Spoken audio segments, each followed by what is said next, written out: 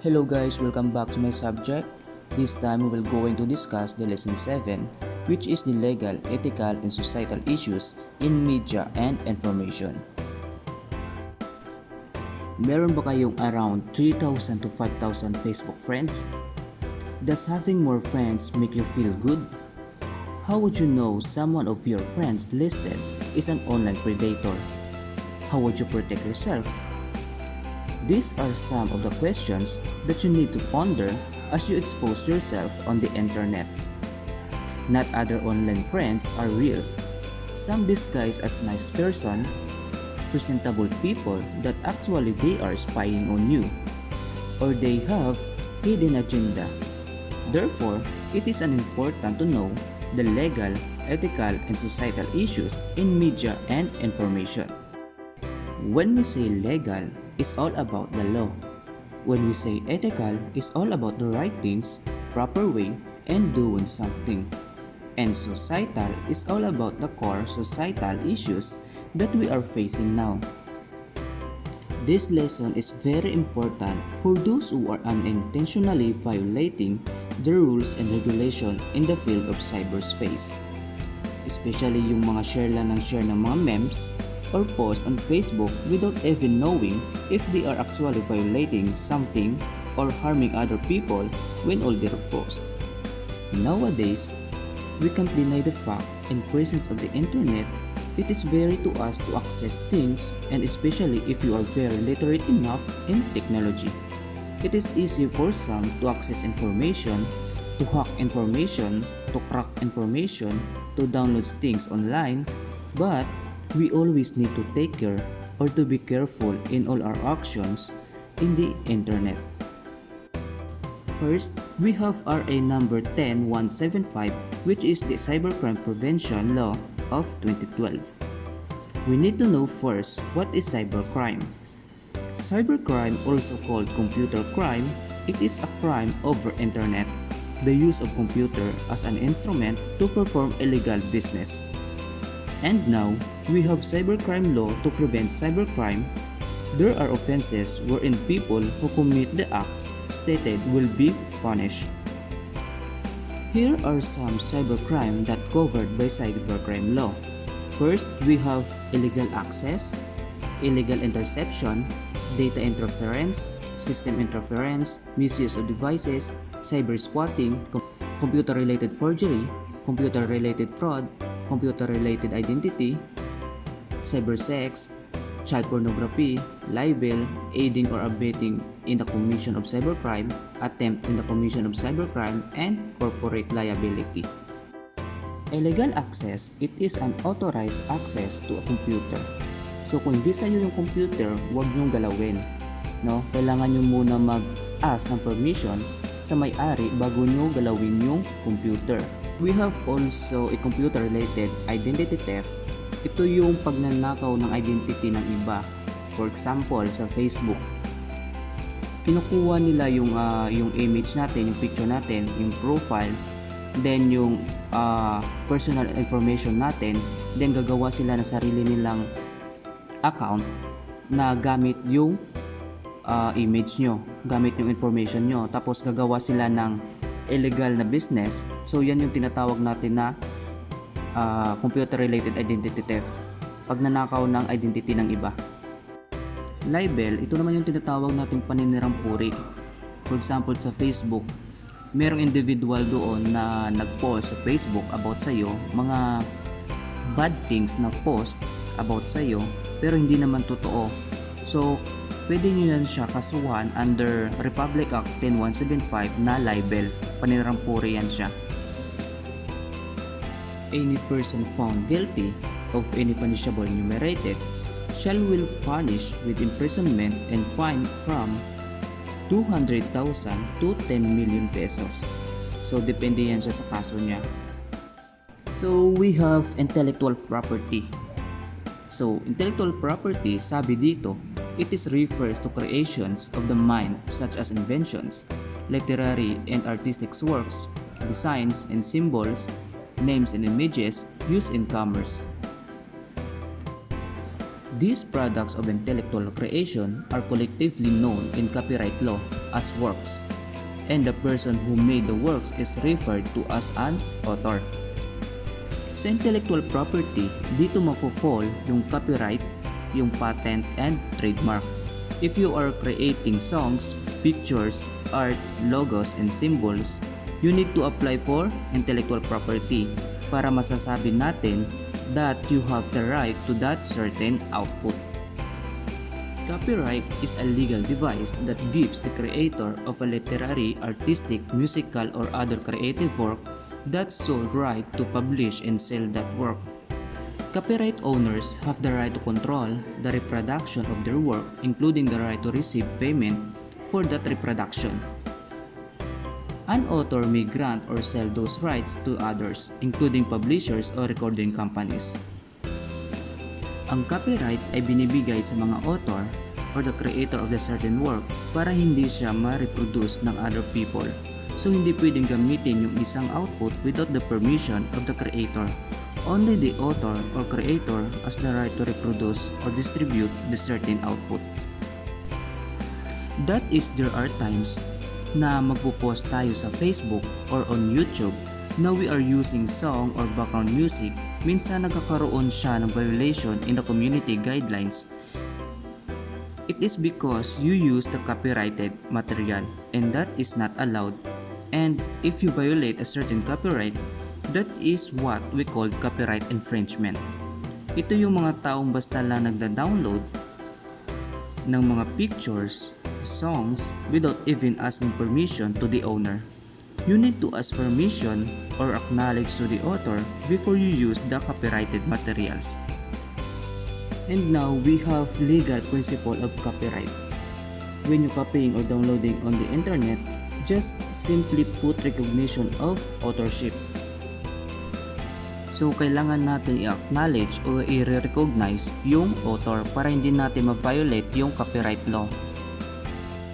For example, when you copying thoughts or shall we say content in the internet, so kailangan natin i-acknowledge yung author, no? Ilalagay natin sa ibaba ng content niya na yung pangalan niya, yung links kung saan natin kinuha yung content para ma-acknowledge din natin yung author para hindi tayo ma-violate sa copyrighted law. Next one is patent. So patent is another legal concept that protect invention and mechanical design. For example, if you have invented something, you need to apply for patent. Kasi kung meron ka na gawa na trademarks tapos hindi mo pa ito inapa-patent, hindi ka nag-apply for patent, then ninakaw ito ng iba, then sila yung unang nagpa-patent ng gawa mo, then wala kang magagawa doon kasi sila yung nag-una nag-patent ng gawa mo. So dapat kung meron kang ginawa, meron kang intellectual property, invention, so kailangan mo muna ito ipa-patent para masabi mo talaga na sa'yo yung ginawa mo. For example, sa trademarks, so the golden arcs of McDonald. So hindi natin pwede kopyahin yung the golden arcs of McDonald kasi sa McDonald na yan siya. Nakapatent na yan siya sa McDonald. So kung gagayahin natin yung the golden arcs of tapos the name of your business, so pwede kang mapapaul dyan, mababiolate ka dyan. Kasi napapatent na yan sa kanila, hindi na yan siya pwede gayahin. The same as the slogan, yung sa Nike, yung just do it, no? Hindi na yan siya pwede kopyahin ng iba kasi nakapatent na yan sa kanila, bawal na yan siya kopyahin. Here is the example of rights that enjoyed by the copyright owner. The Republic Act number 8293, which is the Intellectual Property Code of the Philippines. So sabi dito, the law requires that the name of the author will be indicated on all copies of his work. Only the author can make alteration on his work. So hindi pwede ito ma-translate, hindi ito pwede ma-adapt, hindi pwede ito ma-form ng transformation. Then the last one is the author can also demand that no one could attribute his name to any work. That is why copyrighted owner enjoyed this law. Copyright protection is the great motivator of copyright owner. So bakit? Under kasi sa copyright protection, ang copyright owner is enjoyed this protection for the entire lifetime of the author, no? Hanggang sa mamatay siya, plus another 50 years more after the author death. So, mai-enjoy ng copyright owner yung protection hanggang mamatay yung author plus another 50 years. And the author also has a monetary shares from the authorized person to use a copyright work. Bale, meron kang share doon sa pera na nai-income ng authorized person mo. For example, gumawa ako ng logo para sa isang kumpanya. And then, sa income ng company, meron akong shares doon. Kasi ginamit nila yung logo na ginawa ko para sa kanila. So, the next one is the fair use. Fair use is the protection of authors. Right is one purpose of copyright. When we say fair use, literally, ito yung tinatawag nating patas na paggamit. It is a doctrine wherein it allows people to use copyrighted material even without the permission for the purpose of review, commentary, parody, or yung mga educational purposes. For example, sa movie. So, kukunin mo lang yung mga magagandang actions doon, tapos ipa-publish mo through online, ipopost mo sa YouTube, sa Facebook. So hindi yan siya mafo-fall sa copyright, mafo-fall yan siya sa fair use kasi ginamit mo lang siya for highlights.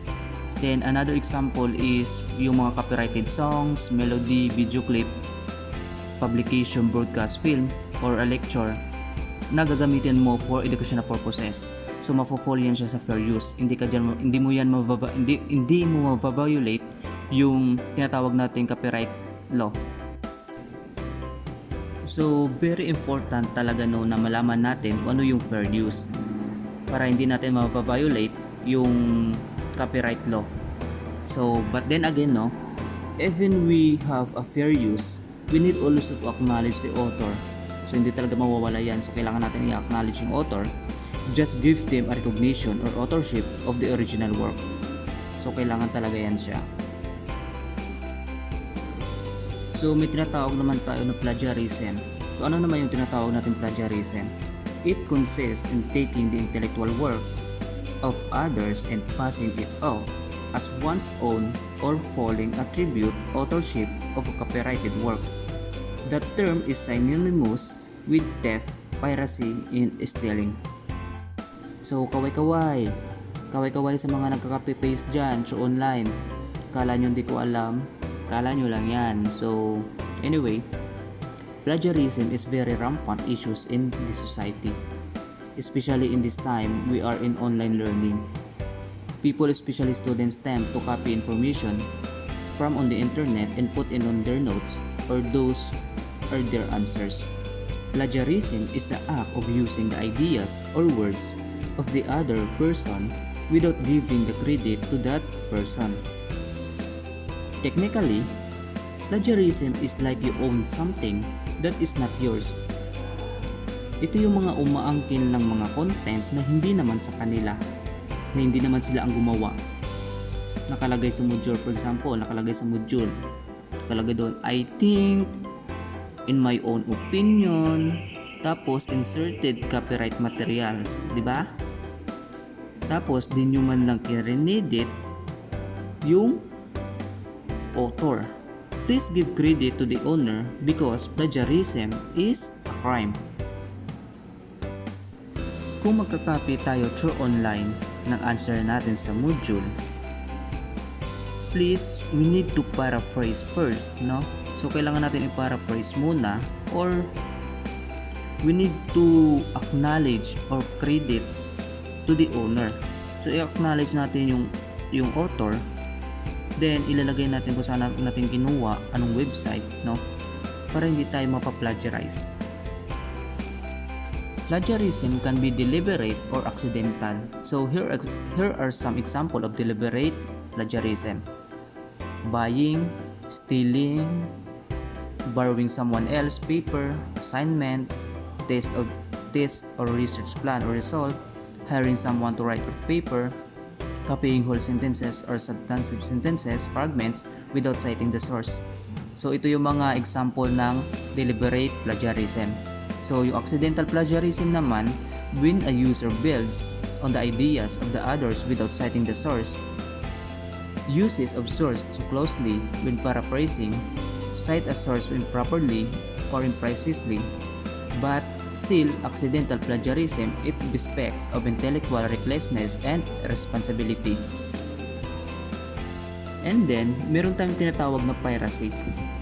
Piracy is under Electronic Commerce Act of 2020. It defines piracy as unauthorized copying, reproduction, dissemination, or distribution, use, removal, alteration, modification, uploading, downloading, and making available in public.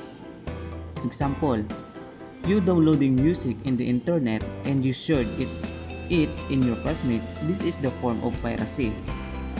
Another example is, nag-download ka ng music, then ibinenta mo ito. No, that is a form of piracy. So ito yung mga penalties, no, kung ma-violate natin yung copyrighted law. So first offense, minimum penalty is 1 year of imprisonment, so makukulong ka in 1 year, and the fine of 50,000 pesos. Then the second and third and subsequent offense is maximum penalty of 9 years of imprisonment and a fine of 1.5 million. In addition, the author can claim the profits made by the infringer and ask for other damages. So maka-claim ng profits yung author. Then for piracy, penalty is a minimum fine of 100,000 pesos and a maximum consignment to a damage caused on the author plus a mandatory imprisonment of 6 months to 3 years. So ito yung mga penalties. So this is the end of our discussion. So I hope meron kayong natutunan and have a nice day.